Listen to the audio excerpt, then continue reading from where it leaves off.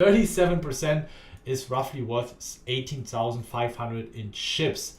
Now, if we multiply that by 2.5 times and also the 9.2 times of the daggers guy from MP, you can already see that we have a lot of dead money, a lot of additional chips in play.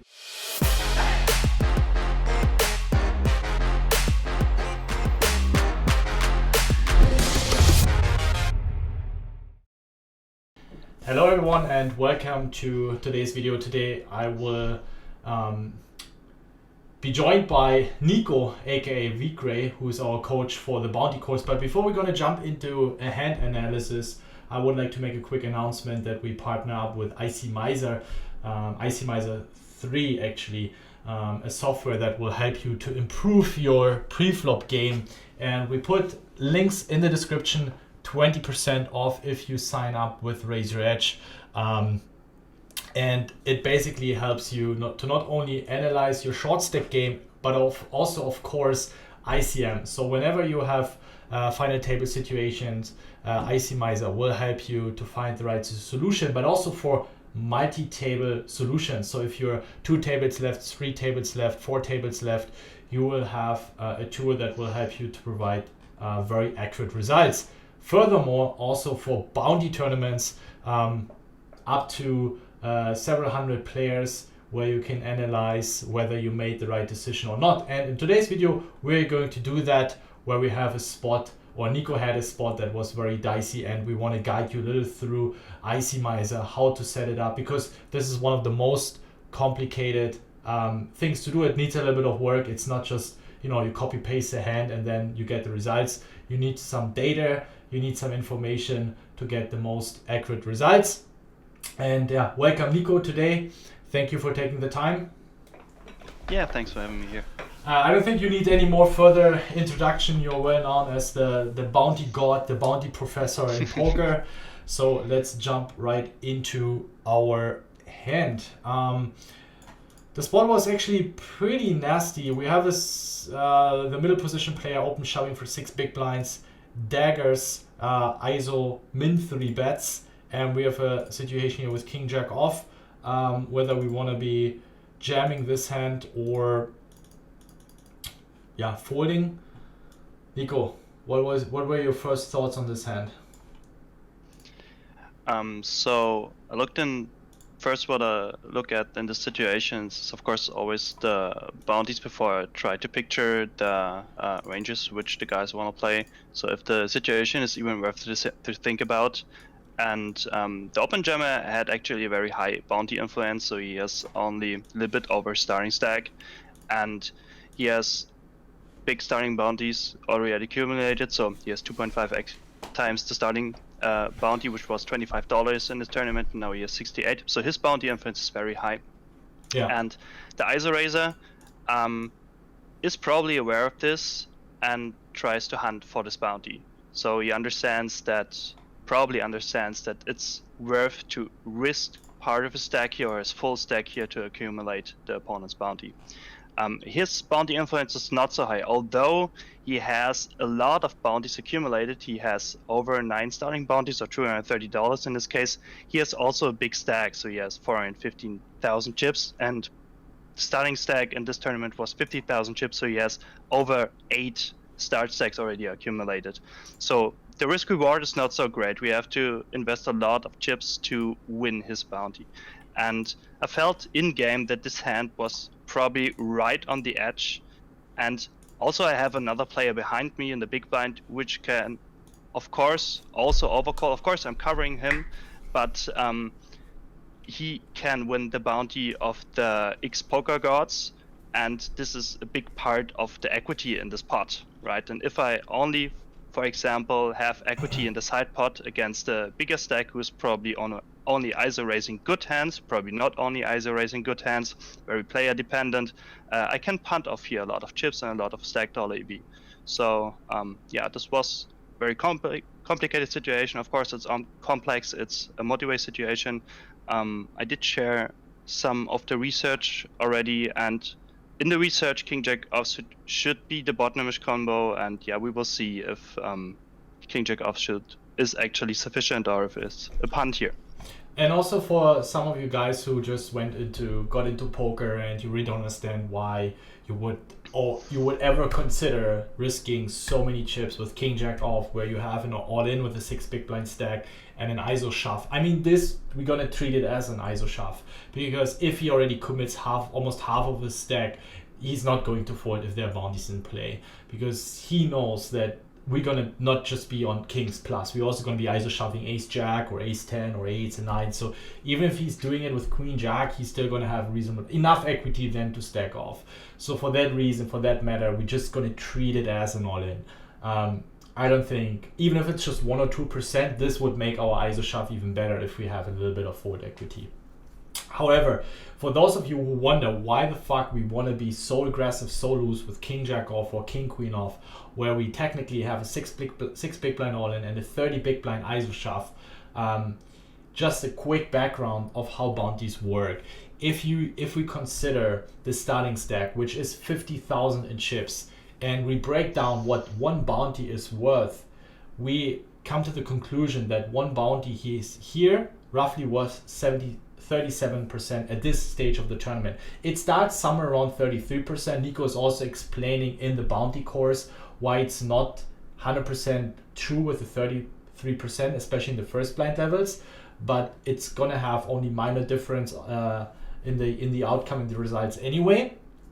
But for the sake of simplicity, we now stick to the 37% at this stage of the tournament. At some point, it's 33%. It's still at the beginning of the tournament then, and then it starts increasing. The later the tournament goes, the more valuable bounty becomes. So then now with 10% left of the field, a bounty is roughly worth 37% of the starting stack, which means if we take 50,000, 70, what's wrong with my 70? 37% is roughly worth 18,500 in chips. Now, if we multiply that by 2.5 times and also the 9.2 times of the daggers guy from MP, you can already see that we have a lot of dead money, a lot of additional chips in play. If we make an analogy here in chips and say, okay, let's try to understand how much these bounties are worth in chips in order to find out what are our real odds, right? And then if we know, okay, the bounties are going to be roughly worth 200,000 in chips, if we, for simplicity, say, okay, there are roughly 10 to 12 bounties in play, it's going to be around 200,000 chips, right? This will give you an indicator that you can be freaking loose here. But we're going to set it up in ICMizer 3. So when you work with ICMizer 3, you click on here on the top left corner, and you have to create a new tournament. And it's not that complicated. We call it 55 PKO Pokerstars, or was it Party Poker? Whatever, doesn't matter. It's a knockout progressive tournament. This is the first important data you need to know: the amount of players. Nico, 1,500 is correct? Yeah, I usually set up the programs if I research a non-ICM situation just as a simple GPV situation. If you want to be like super exact, you have to have the full payout structure and take notes of the bounties, but no one is doing this. So for simplicity, I always take a simple setup. I take 1,500 players, and then you set in the knockout size, which is $25 here in this case. And then I put everything on first place, which is 37,500, so 25 times 1,500 players which did enter, and done. Yeah. If the ICM impact is big, so if you have an ICM situation, final 2, final 3 tables, you have to put in the payouts. If it's Chippy V, you just put the entire payout structure on the first place. That's very important, but here the ICM isn't big for us given the pay jumps. Also, Nico covers both, so even if he loses, he still has a very, very healthy and solid stack. You mentioned that there were already pay jumps, but given that there were still so many players left, 140 players or 131 players left. Yeah, ICM is pretty low in this situation, so I don't bother about putting in all the payout structure in this situation. And then the next step you need to conquer in order to get to the results is to put in the remaining players. At this point in time, it was 131 players. And in order to find out, you don't need to bother with the average stack. This will be done automatically by the software. The total chips that are in play, 1,500 times 50,000 is 75 million. We already did that in advance, so you put that in here, and then it calculates the average stack size. If you let it generate it automatically, it will do the job, and you don't have to do that. MTT mode, of course, you have to activate. You need to have ICMizer 3 in order to work with the MTT mode. It then also calculates the average bounty, so basically what's the remaining bounty price pool in order to estimate the value of the bounty. Correct. And if you don't like the chip distribution, so for example, if you're a little bit deeper in the tournament, or for example, if you would study like bubble situations and you remember, oh, okay, the chip leader had in this situation 2 million chips, and we have 3 million chips here by the program given, then you just don't choose the auto generation. You click on this pull down and then you say just manual. Yeah. For example, you would choose manual here, and then you can either enter it or can switch it whatever you like. This is basically then when you have final table, when you know, and then it's very important to take screenshots. You know, okay, how were the bounties distributed, and then you can enter the data in here and get even more precise results. But here, for 131 players left, we don't want to enter stack sizes for the next 10 hours, so that's why automatically generated, it's going to be accurate enough. It's not going to be such a big difference. All right, so we have everything set up. It was pretty fast, just a few data that you need to put in, and then we click on ICMize, and we see King Jack off as a fold. However, we of course need to amend the ranges a little bit. This is something you always have to do. And for the open jammer, we assume he's shoving a range something like this with his 6 big blinds. He should in general shove hands that have high card value, so 9-8 suited would be pretty bad jam. Also pocket deuces isn't that great, so something like this. 27% seems pretty reasonable. Nico, you can jump in if you disagree. And then the ISO shover, here we can make 2 scenarios. We assume, okay, he's going to be on the rather realistic side, but I think if 6 big blinds ISO shoves with a bounty, he will be a little bit looser here, something like that. Right? What do you think? 14%? We got no 14%. Yeah, I think this is for like a tightish player or tighter player. All right, you can even tighten up the range a little bit more to go more into extremes and see, okay, where's the tight player? Now you're changing the. Yeah, I was just thinking too. Yeah, it's all right. So I like to go from the extremes, right? One time I look at the very tight player when I do analysis, and one time I look at a very loose player, and then I see the 2 extreme results, and I can always adjust in between those 2 extreme results. Yeah. Let's maybe make it something like this, assuming he's not... I mean, if he has 4s and he sees someone shove 6 big blinds with 2 bounties to win, I mean, we don't know whether he shoves. He could also play call fold with those hands. But yeah, let's see. Which would be the better play, and forces already like right on the edge in those positions. Yeah. So yeah, would assume this is like the overcaller, for a touch play probably full. Yeah, the overcaller, let's also reduce. I mean, if he sees 3 all-ins, I doubt he will be going with anything looser than that. He's only covering 1 player. Of course, he knows that still ranges can be quite loose. It's not unlikely that this guy is Queen Jack and we have Ace 10, so Ace Queen, Ace Jack, Pocket 9s will still perform quite okay. And then we see what we got here. And we see that King Jack off is slightly losing. In this stage of the tournament, we see that with King Jack off, we would lose around $29, which isn't a big deal. Like, it's not a lot given the. Well, it's not. It's obviously versus a tight rejammer. Not a good play. to rejam king jack off here. You just don't have sufficient equity against the rejamming range, and this is the important player in the scenario. The important player is not the player which is the 6 big blind stack. The important player is the 30 BB stack. Yeah, exactly. And you always have to picture in those multi-way scenarios the player who is most important. And if you don't beat most of the times the range of the 30 BB player, then who cares if the 6 BB player has a high bounty? Yeah. Right. This is just not good. I picture it as a little bit different. I feel the range which we get here is way wider than we did set up for the hijack player here. So I would probably not go on the other extreme, but give him like more ace x, more pairs, more stuff, right? So I think like if you take like king 9, queen 9, jack 9, 10 9 suited as like a little extreme, a little bit more on the Broadway heavy side, then it should be already sufficient.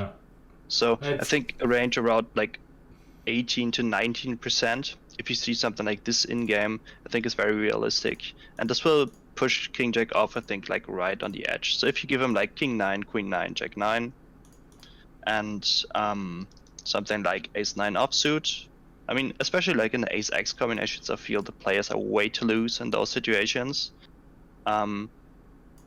Like overcalling, ice raising, they say, okay, I'll block like the ace x. Probability of everyone behind me have like aces, ace king, whatever goes down. So I play those combinations, right? Yeah.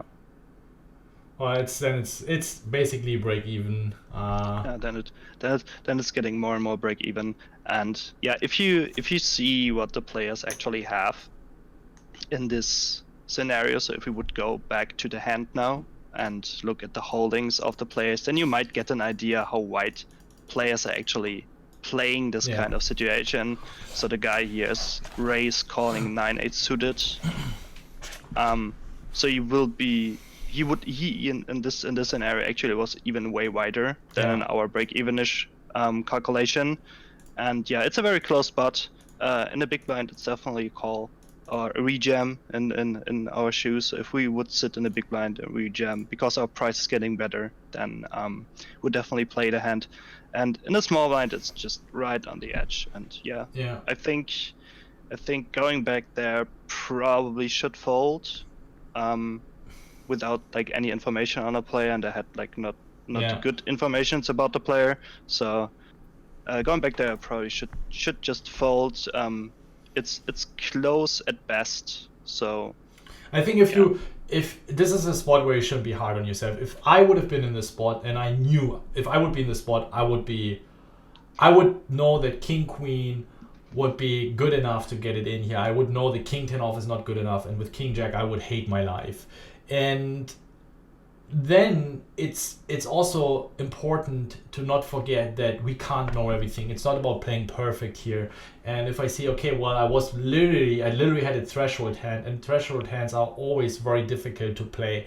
And then next time, okay, I'm going to skip this spot. This is where we're studying. You fine-tune your senses and your understanding in order to apply the best possible ranges. But sometimes you're going to be off, and here just to accept the fact, all right, you took a marginal spot. It is a very difficult spot. I can tell you that thousands of players would have no clue what to do with king queen off. They have no clue what to do with ace jack off. They would have no clue with what to do with pocket sevens and would underestimate the value of the bounty. There are lots of players who would YOLO it in with jack 7 suited because they overestimate the bounty. So the range of mistakes is huge here that players do. And if you're somewhat in that area around the marginal spots, that's where the mistakes do. You're doing fine. You belong to the best, and that's why Nico is one of the best. And then we start talking about these marginal holdings, and it's even if it's a tighter player, it's gonna be a small mistake, but it's not gonna be a super huge punt. But as we both agree, in hindsight, it's just too margin. Given Nico's edge, he should definitely pass on this spot, maintain his healthy stack. Just run over this table by playing small ball poker, playing a lot of post flop, and next time we know better how to approach this spot. But as you can see, this software will help you to understand or to improve your bounty knowledge. Short stake game, ICM game. It's very intuitive. I really like it. I'm working a lot with this tool. I'm also working a lot, of course, with Hold'em Resource Calculator, but lately I started working more with ICMizer. And if you want to check it out, then make sure to check our link before you sign up, because we are able to provide you with a 20% discount. And if you have any questions about the hand, make sure to drop a comment. And next time we are going to do a part 2, and then we're going to look into a different model. This, you might have seen this here, this Chippy bounty model, and there's a question mark, and it says true bounty model, Chippy bounty model. We're going to look into that, and Nico's going to explain you guys what it actually means. When do we want to apply the true bounty model? But for now, this is totally sufficient. This will guarantee you to become literally crusher and PKOs. Nico, thank you so much for joining us.